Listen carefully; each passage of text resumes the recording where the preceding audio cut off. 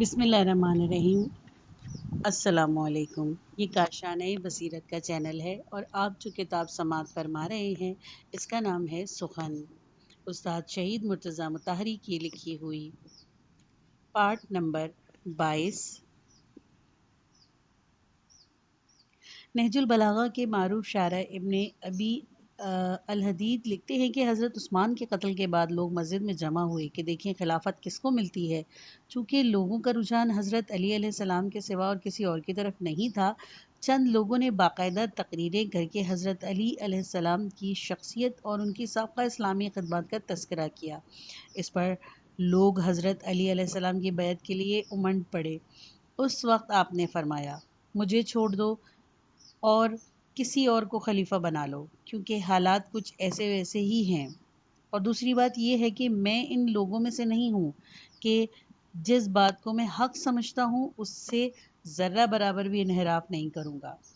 جس وقت لوگ آپ کے پاس بیعت کے لیے آئے، آپ نے ان سے یہ گفتگو اتمام حجت کے لیے فرمائی تھی۔ اہم اتباع۔ ابن ابی الحدید مزید لکھتے ہیں کہ اگلے روز آپ باضابطہ طور پر مسجد میں منبر پر گئے اور ایک دن پہلے جو اشارتاً کہا تھا کہ آج اس کو واضح الفاظ میں بیان کیا۔ آپ نے فرمایا تھا، اللہ جانتا ہے کہ مجھے طاقت اور ریاست حاصل کرنے کی، خلافت حاصل کرنے کی آرزو نہیں۔ میں نے نبی کریم صلی اللہ علیہ وآلہ وسلم سے سنا ہے کہ جو کوئی میرے بعد امت کی باغ ڈور ہاتھ میں لے گا، قیامت کے دن اس کو پلِ صراط پر روک لیا جائے گا۔ فرشتے اس کا نامہ اعمال کھولیں گے۔ اگر اس نے عدل و انصاف سے کام لیا ہوگا تو اللہ تعالیٰ اس کے عدل کی وجہ سے اسے نجات دے گا، ورنہ پلِ صراط ایک جھٹکا کھائے گی اور وہ جہنم کی تہہ میں جا گرے گا۔ اس کے بعد آپ نے دائیں بائیں نظر دوڑائی اور ان لوگوں کو دیکھ کر جو ادھر ادھر کونوں میں دبکے بیٹھے ہوئے تھے، فرمایا، جو لوگ دنیا میں غرق ہیں اور انہوں نے جائیدادیں بنا لی ہیں، اپنے لیے نہریں، عمدہ نسل کے گھوڑے، نازک اندام کنیزیں فراہم کر لی ہیں، کل جب میں یہ ان چیزیں ان سے واپس لے کر بیت المال میں داخل کروں گا اور ان کو صرف اتنا ہی دوں گا جتنا ان کا حق ہے، تو وہ یہ نہ کہیں گے کہ علی نے ہمیں دھوکہ دیا۔ پہلے کہا تو کچھ اور تھا اور اب عمل کچھ اور ہے۔ اسی لیے میں ابھی سے اپنے پروگرام کا واضح طور پر اعلان کر دینا چاہتا ہوں۔ اس کے بعد آپ نے تفصیل سے گفتگو کی۔ چونکہ بعض لوگ اس کے قائل تھے کہ انہیں امتیازی حقوق حاصل ہیں، گو اس بارے میں ان پر اعتراض کیا جاتا تھا، مگر ان کی دلیل یہ تھی کہ نبی کریم صلی اللہ علیہ وسلم کی صحبت میں رہے ہیں، ہمیں صحابیت کا شرف حاصل ہے اور ہم نے اسلام کے لیے بڑی تکلیفیں اٹھائی ہیں۔ آپ نے ان کو مخاطب کر کے فرمایا کہ میں صحابیت کی فضیلت کا منکر نہیں اور نہ مجھے کسی سابقہ خدمات سے انکار ہے، مگر یہ وہ چیزیں ہیں جن کا تعلق اجر اللہ تعالیٰ خود عطا کرے گا۔ ان باتوں کا یہ مطلب نہیں کہ ہم ان حضرات میں اور دوسروں میں فرق روا رکھیں۔ یہ باتیں عام برتاؤ میں امتیاز کی بنیاد نہیں بن سکتی۔ علیحدگی اور بہانہ بازی کی ابتدا۔ ایک دن ان لوگوں نے جو سمجھتے تھے کہ امام علی علیہ السلام کا یہ حکم ان پر اثر انداز ہوگا، باہم مشورہ کر کے اپنے ایک نمائندہ امام کے پاس بھیجا۔ یہ نمائندہ ولید بن عقبہ بن ابن ابی معیط کا تھا۔ اس نے آ کر کہا، یا ابو الحسن، آپ کو معلوم ہے کہ اسلامی جنگوں کے تجربے کی بنا پر ہمارے دل آپ سے خوش نہیں۔ ہم میں سے شاید ہی کوئی ایسا ہوگا جس کا کوئی نہ کوئی رشتہ دار اس وقت آپ کے ہاتھ سے مارا نہ گیا ہو۔ بہرحال ہم اس بات سے صرف نظر انداز کرنے کے لیے تیار ہیں اور آپ کی بیعت پر آمادہ ہیں، لیکن دو شرطوں کے ساتھ۔ ایک تو یہ کہ آپ ماضی کا کوئی خیال نہ کریں اور گزشتہ دور میں جو کچھ بھی ہوا اسے رفعت گزشت کر دیں۔ ہاں، آئندہ آپ جس طرح چاہیں گے اس طرح کریں گے۔ دوسرے یہ کہ قاتلان عثمان جو اس وقت آزاد ہیں ان کو ہمارے حوالے کر دیں تاکہ ہم ان سے قصاص لے سکیں۔ اگر آپ کو یہ شرط منظور نہیں تو ہم مجبوراً شام جا کر معاویہ سے مل جائیں گے۔ آپ نے جواب میں فرمایا، جہاں تک اس خون کا تعلق ہے جو سابق میں بہایا گیا تو اس میں کسی ذاتی کینے کو دخل نہیں تھا۔ یہ مسلک اور عقیدے کے اختلاف کا سوال تھا۔ ہم حق کے لیے لڑ رہے ہیں اور تم باطل کے لیے۔ حق کو باطل پر فتح ہوئی۔ اگر تمہیں کوئی اعتراض اور خون بہا لینا چاہتے ہو تو جاؤ، حق سے لو کہ اس نے باطل کو کیوں نیست و نابود کر دیا۔ رہی یہ بات کہ میں نے ماضی سے کوئی واسطہ نہ رکھوں اور جو کچھ ہو چکا ہے اس کا خیال نہ کروں تو یہ میرے اختیار کی بات نہیں۔ یہ تو ایک فرض ہے جو خدا نے مجھ پر عائد کیا ہے۔ جہاں تک قاتلان عثمان کا تعلق ہے، اگر ان سے قصاص لینا میں اپنا فرض سمجھتا تو کل ہی ان سے قصاص لے چکا ہوتا۔ ولید یہ صاف اور قطعی جواب سن کر اپنے ہم خیال لوگوں کے پاس واپس گیا اور ان کو امام سے جو گفتگو ہوئی تھی اس سے آگاہ کیا۔ یہ سن کر وہ سب مدینہ سے روانہ ہو گئے اور کھلم کھلا مخالفت اور دشمنی کا فیصلہ کر لیا۔ دوستوں کا مطالبہ۔ اس کے بعد ابن ابی الحدید لکھتے ہیں کہ اصحاب علی علیہ السلام جب یہ قصہ سنا اور ان کو معلوم ہوا کہ ایک گروہ حضرت علی علیہ السلام کی سربراہی کے مخالف کے لیے پیدا ہو گیا ہے تو چند اصحاب حضرت علی علیہ السلام کی خدمت میں آئے اور عرض کی کہ ان لوگوں کی ناراضگی کا اصل سبب آپ کے عدل و مساوات کے سوال پر اصرار ہے۔ قاتلین عثمان کو ان کے سپرد کرنے کی بات بھی محض بہانہ ہے۔ ان کے اس مطالبے کا مقصد صرف اس طرح عوام کے جذبات کو برانگیختہ کرنا ہے۔ بعض لوگ کہتے ہیں کہ مالک اشتر بھی یہی تجویز پیش کرنے والوں میں سے شامل تھے۔ اصلاً انہوں نے یہ بھی تجویز پیش کی کہ اگر ممکن ہو تو آپ اپنے فیصلے پر نظر ثانی کر لیں۔ امام علی علیہ السلام سمجھتے تھے کہ کہیں ایسا نہ ہو کہ یہی خیال عوام کے ذہنوں میں راسخ ہو جائے کہ اس وقت اس بات پر اتنا زور دینا ضروری نہیں۔ اسی لیے عوام کے سامنے تقریر کرنے کے لیے مسجد کوفہ روانہ ہو گئے۔ جس وقت آپ مسجد میں گئے تو حالت یہ تھی کہ ایک کپڑا کندھے پر پڑا ہوا تھا اور ایک بطور لنگی کمر سے بندھا ہوا تھا، تلواریں بھی حمائل کی ہوئی تھی۔ غرض آپ ممبر پر چڑھے اور کمان پر ٹیک لگا کر گفتگو کا آغاز کیا۔ آپ نے فرمایا، ہم اپنے اس پروردگار اور معبود کا شکریہ ادا کرتے ہیں جس کی ظاہر اور پوشیدہ نعمتیں ہمارے شامل حال ہیں۔ اس کی سب نعمتیں اس کا احسان اور فضل ہے ہم پر، ان میں ہمارے استحقاق کو کچھ دخل نہیں۔ اس کے بعد آپ نے فرمایا، اللہ کے نزدیک افضل ترین شخص وہ ہے جو بہتر طریقے سے اس کی اطاعت کرے اور سنت نبوی کی زیادہ سے زیادہ پیروی کرے، کتاب اللہ یعنی قرآن پر عمل کرے۔ ہم میں سے کسی کو کسی پر کوئی فوقیت نہیں الا بلحاظ تقوی و اطاعت کہ قرآن ہمارے سامنے موجود ہے اور یہ سیرت پیغمبر جس سے ہم واقف ہیں۔ ان کی بنیاد عدل و مساوات پر قائم ہے۔ یہ بات کسی سے چھپی ہوئی نہیں۔ ضد اور اپنی غرض کے لیے ہٹ دھرمی کی اور بات ہے۔ اس کے بعد آپ نے سورہ حجرات کی آیت نمبر 13 کی تلاوت فرمائی۔ اے لوگو، ہم نے تم کو ایک مرد اور ایک عورت سے پیدا کیا اور تمہاری مختلف قومیں اور مختلف خاندان بنائے تاکہ تم ایک دوسرے کی شناخت کر سکو۔ اللہ کے نزدیک تم میں سب سے مکرم وہی ہے جو سب سے زیادہ متقی ہو۔ اس آیت کی تلاوت سے آپ کا مقصد یہ تھا کہ واضح کر دیا جائے کہ اس آیت کے حکم کے مطابق میں تمہارے سب سے امتیازات منسوخ کرتا ہوں۔ جائیدادوں کی ضبطی۔ ابن ابی الحدید ان فقروں کی تشریح کرتے ہوئے جن میں امام علی علیہ السلام نے فرمایا تھا کہ میں زمینیں واپس لے لوں گا، چاہے وہ عورتوں کے مہر میں دے دی گئی ہوں یا ان سے کنیزیں خرید لی گئی ہوں۔ کہتے ہیں کہ آپ نے سب اموال ضبط کر لیے تھے، مگر جو لوگ بھاگ گئے تھے وہ آپ کے قابو سے نکل گئے تھے۔ معاشرتی حقوق کے سلسلے میں گزشتہ پر توجہ کی قانونی اصول آپ نے اس جملے میں بیان فرمایا: قدیم حق کو کوئی چیز منسوخ نہیں کرتی، یعنی مسلم الثبوت حق تماوی سے باطل نہیں ہو سکتا۔ عمرو بن عاص کا خط معاویہ کے نام۔ اس اثنا میں عمرو بن عاص نے معاویہ کو ایک خط لکھا: جو کچھ تم کر سکتے ہو اس سے پہلے کر لو کہ ابن ابی طالب تم سے وہ تمام دولت جو تم نے اس عرصے میں جمع کی ہے اس طرح چھین لے جس طرح لاٹھی کا چھلکا اتار لیا جاتا ہے۔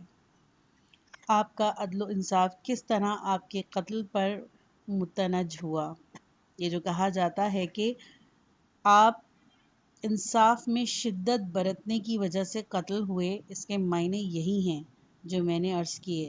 معلوم ہوتا ہے کہ یہ سب سوال مثلاً قاتلین عثمان کی سپردگی اور اسلام اور جاہلیت کے درمیان جنگوں میں جو کچھ ہوا یہ سب بہانے تھے، اصل سوال سماجی انصاف کے نفاذ کا تھا۔ خاص طور پر اس کی وجہ یہ تھی کہ امام علی علیہ السلام اس پر آمادہ نہیں تھے کہ ماضی سے کوئی تعرض نہ کریں اور آئندہ کے لیے نئی پالیسی شروع کریں۔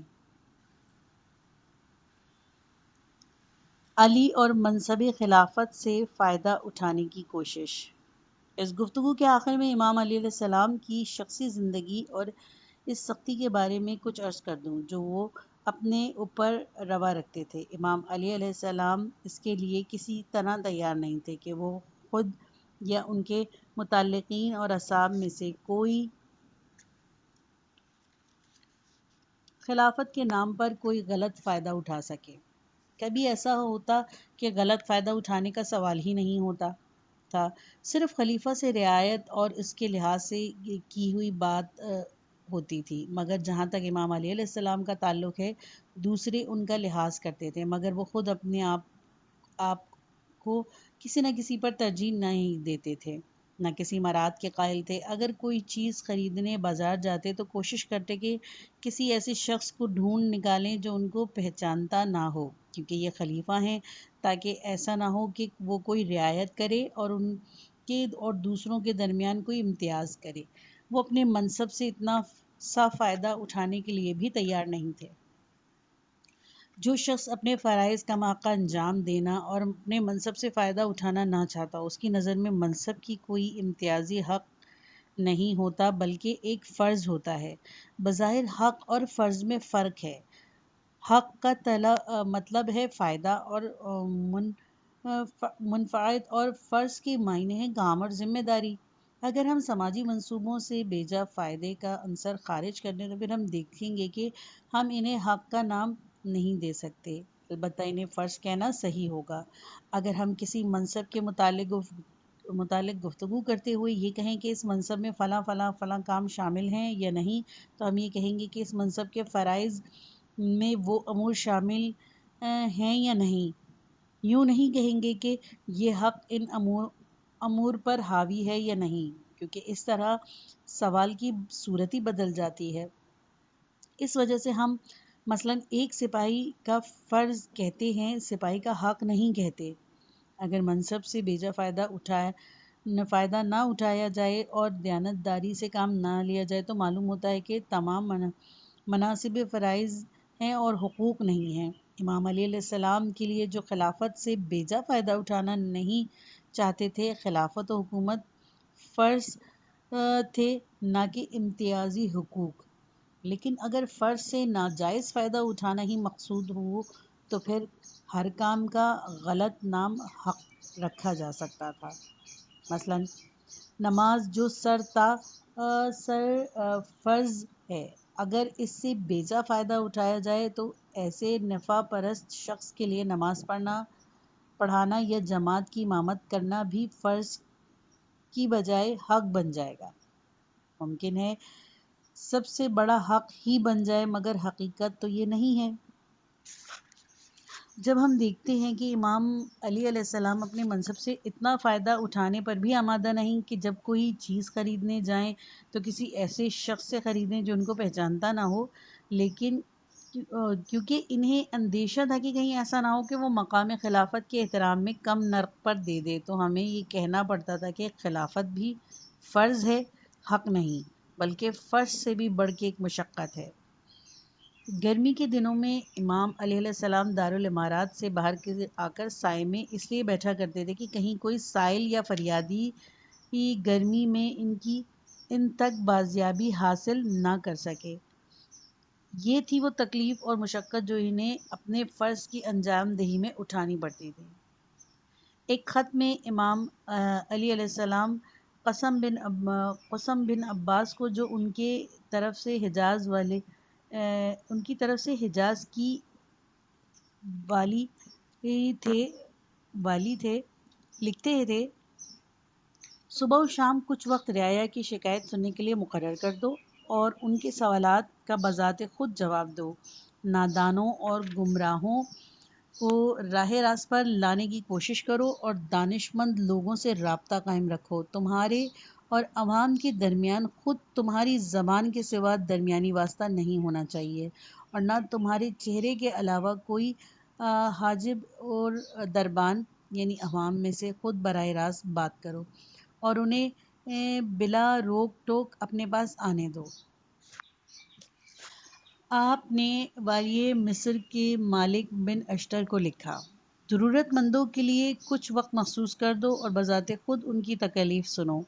ان کے لیے کھلی کچہری منعقد کرو اور وہاں اس سے خدا کے لیے جس نے تمہیں پیدا کیا تواضع سے کام لو۔ اس موقع پر فوج، پولیس اور اپنے پاسبانوں کو ان کی آنکھوں سے اوجھل رکھو تاکہ لوگ بلا کسی خوف و ہراس کے تم سے بات کر سکیں، کیونکہ میں نے رسول اللہ صلی اللہ علیہ وآلہ وسلم سے متعدد بار کہتے سنا ہے کہ ایسی قوم کبھی پاکیزہ اور محترم نہیں سمجھی جا سکتی جس میں طاقتور سے کمزور کا حق بغیر کسی دغا کے نہ لیا جاتا ہو۔ حکام اور عوام کے درمیان چوکی پہرے کے بارے میں آپ نے لکھا: سرکاری حکام تک عوام کی بے روک ٹوک رسائی کو ممکن بنانے کے لیے امیر المومنین حضرت علی علیہ السلام نے آج سے 1400 سال پیشتر اپنے بزرگوں کو جس کھلی کچہری کو لگانے کی تاکید فرمائی تھی، موجودہ دور میں لگائی جانے والی کچہریاں اسی کی ہی تقلید ہیں۔ اپنے عوام سے اپنے آپ کو زیادہ چھپا کے مت رکھو، کیونکہ یہ بھی ایک طرح سے لوگوں کو تنگ کرنا ہے۔ اسلام میں عدل کی اہمیت۔ عدل اسلامی سے مسلمانوں کے انحراف کا اصل سبب۔ بعض اوقات یہ سوال اٹھتا ہے کہ جب اسلام میں عدل کی اس قدر تاکید کی گئی ہے تو پھر اس پر عمل کیوں نہیں ہوا، اور کیوں تھوڑی ہی مدت میں اسلامی معاشرے میں بے انصافی پھیل گئی؟ تو اس سوال پر سب سے پہلے جو بات ذہن میں آتی ہے وہ یہ کہ اس صورتحال کی ذمہ داری بعض خلفاء پر عائد ہوتی ہے جنہوں نے اس اصول پر صحیح طریقے سے عمل نہیں کیا، کیونکہ اس اصول کو نافذ کرنے کا کام درجہ اول میں مسلمان خلفاء و وزراء ہی کا تھا، مگر ان کی نیت خراب تھی اور وہ اس عظیم منصب کے اہل نہ تھے، اسی لیے یہ لوگ اس اہم اصول کے نفاذ میں رکاوٹ ثابت ہوئے۔ نتیجہ یہ ہوا کہ اسلامی معاشرے میں طرح طرح کی بے انصافی اور اونچ نیچ پیدا ہو گئی۔ یہ جواب درست ہے، لیکن صرف اس معنی میں کہ جن کو اس اصول پر عمل کرنا چاہیے تھا انہوں نے اس پر عمل نہیں کیا، بلکہ اس کے برخلاف عمل کیا۔ اموی اور عباسی خلفاء کی تاریخ اس امر کی گواہ ہے۔ عدل کی غلط تفسیر۔ لیکن یہ بات یہیں ختم نہیں ہو جاتی۔ آج کے لیکچر میں ہم ایک اور سبب پر گفتگو کرنا چاہیں گے جس کا اثر اس سے پہلے سبب سے زیادہ، اگر زیادہ نہیں تو کم بھی نہیں ہوا، اور وہ سبب یہ ہے کہ کچھ علماء اسلام نے عدل کی غلط تشریح کی ہے، اگرچہ کچھ اور علماء اسلام نے ان کا مقابلہ کیا اور ان کے خیالات کی تردید کی، لیکن اس سے کام نہیں بنا اور کامیابی پہلے ہی گرو کیوں ہوئی۔ ایک اچھے قانون کی سب سے پہلے تعبیر اور تشریح ہونی چاہیے، اس کے بعد اس کو صحیح طریقے سے نافذ کرنے کا مرحلہ آتا ہے۔ اگر کسی قانون کی صحیح تشریح نہ ہوگی تو اگر ذمہ دار لوگ اسے نافذ بھی کرنا چاہیں تو فائدہ نہیں حاصل ہو سکتا، کیونکہ وہ اس کو اس صورت میں نافذ کریں گے جس طرح سے اس کی تشریح ہوئی ہے۔ اگر ان کا صحیح طریقے سے نفاذ کرنے کا ارادہ بھی نہ ہو تو پھر تو ان کے لیے اس سے بھی بہتر اور کوئی اور صورت ہو ہی نہیں سکتی۔ جب قانون کے شارح قانون کی ایسی غلط تشریح کرتے ہیں جو بدنیتی اسے قانون میں نافذ کرنے والوں کی خواہش کے مطابق ہو، تو وہ عملاً اور نتیجے کے لحاظ سے بدنیت حکام کی نہ صرف زبردست خدمات انجام دیتے ہیں بلکہ انہیں عوام کی مخالفت اور تنقید سے محفوظ رکھ کے بڑے درد سر اور زحمت سے بچا لیتے ہیں۔ اب خواہ ان شارحین کا ارادہ شروع ہی سے لوگوں کو دھوکہ دینے کا اور قانون کی غلط تشریح کرنے کا ہو یا وہ محض کم سمجھی اور غلط فہمی کی بنا پر ایسا کریں، نتیجہ ایک ہی ہوگا۔ عدل کی تشریح میں بھی یہی صورت ہے۔ جن لوگوں نے اسلام کے اس اصول کا انکار کیا ان میں سے اکثر کی اور شاید سب کی، جیسے کہ میں وضاحت کروں گا، نیت بری نہیں تھی۔ مسلمانوں کو روزے بد اسی لیے دیکھنا پڑا کہ شارحین کی فکر سطحی تھی اور ان کا خیال تھا کہ احکام الہی پر کسی غور و فکر کی ضرورت نہیں۔ یہی بات اسلام کے لیے مصیبت بن گئی۔ ایک دوسری مصیبت اس حکم پر عمل درآمد کے بارے میں نیت کی خرابی تھی، جس کی وجہ یہ تھی کہ خلافت کی گاڑی شروع ہی سے اپنے صحیح رستے سے ہٹ گئی۔ عربوں کی غیر عربوں پر اور قریش کو غیر قریش پر ترجیح دی جا رہی تھی۔ کچھ لوگوں کو آزادانہ اموال اور حقوق پر درازی کی اجازت تھی اور کچھ دوسرے لوگوں کو بالکل محروم رکھا گیا۔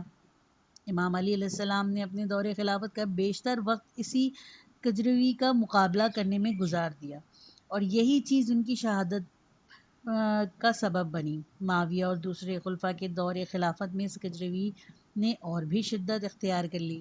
ستم بالائے ستم یہ ہوا کہ سطحی نظر رکھنے والے جامد علماء نے ایسی خشک خیالات کو رواج دیا اور ایسی غلط تشریح اور توضیح کی کہ اس کے اثرات ابھی تک باقی ہیں۔